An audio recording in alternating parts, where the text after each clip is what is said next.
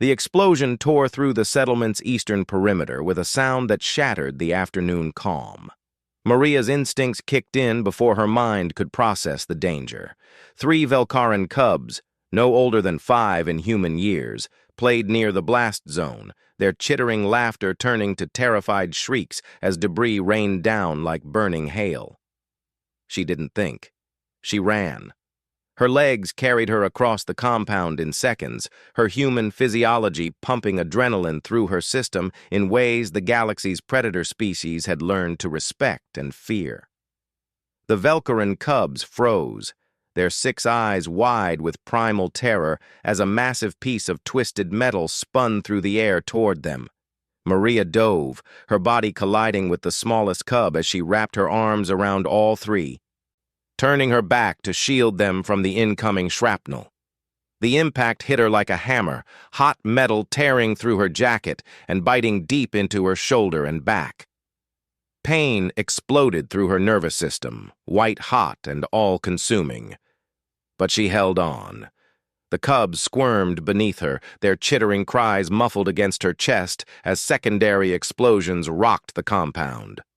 Maria gritted her teeth, her vision swimming, but she kept her body curled around them until the chaos subsided. Blood soaked through her clothes, warm and sticky, and the world began to tilt sideways. "Maria!" Raymond's voice cut through the ringing in her ears. Her partner was sprinting toward her, his face pale with horror. "Don't move! Medical's coming!" She tried to respond, but darkness was already pulling her under. The last thing she saw was Raymond's hands reaching for her, and the 3 small Velkaran faces staring up at her with something that looked like wonder. When Maria's eyes opened, she immediately knew something was wrong. The ceiling above her wasn't the sterile white of the medical bay. It was vaulted, made of dark stone that seemed to absorb light rather than reflect it. Strange symbols glowed faintly along the walls, pulsing with a rhythm that matched her heartbeat. She tried to sit up, but her body screamed in protest. The wounds in her back and shoulder had been treated. She could feel the tight pull of advanced healing gel, but she was still weak. As her vision cleared, Maria realized she wasn't alone. They surrounded her on all sides. The Predator Council. 12 of the galaxy's most fearsome species sat in a semicircle around her med pod, their eyes fixed on her with an intensity that would have made most beings collapse in terror. She recognized them from the databases, the Velkaran matriarch with her serrated mandibles, the Korthian battle prime with scales like obsidian armor, the Shenkar huntmaster whose 4 arms ended in razor-sharp talons.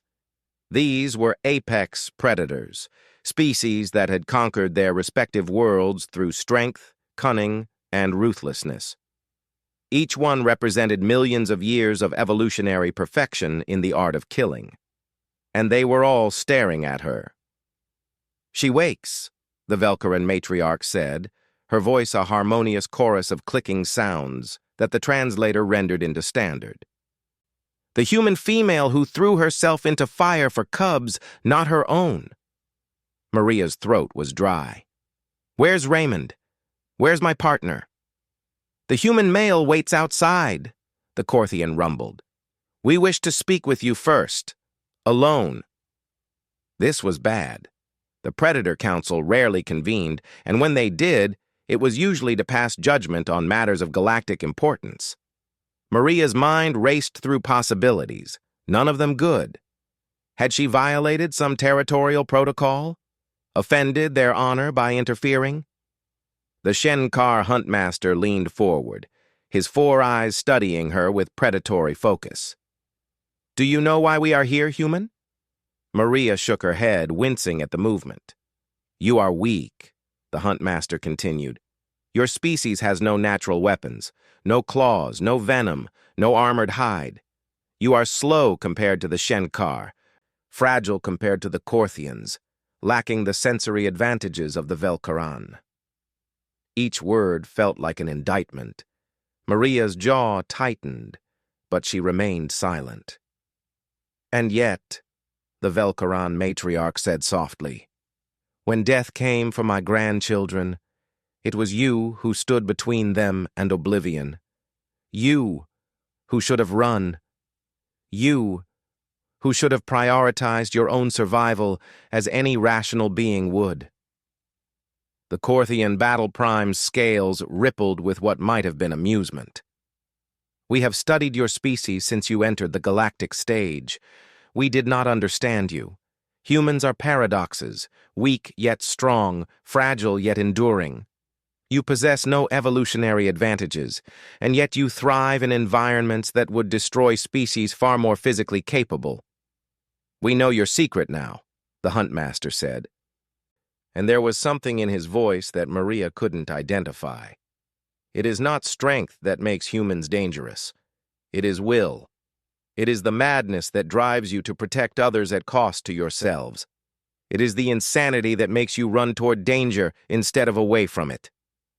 The Velkaran matriarch rose from her seat, her towering form somehow gentle as she approached Maria's pod.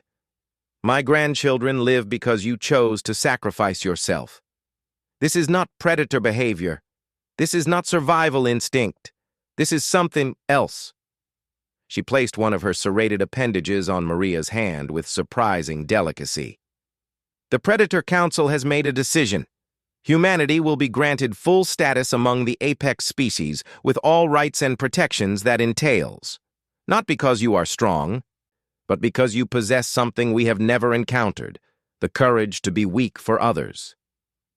The other council members rose as one, each placing a claw, talon, or appendage on Maria's pod in a gesture she recognized as a salute between warriors.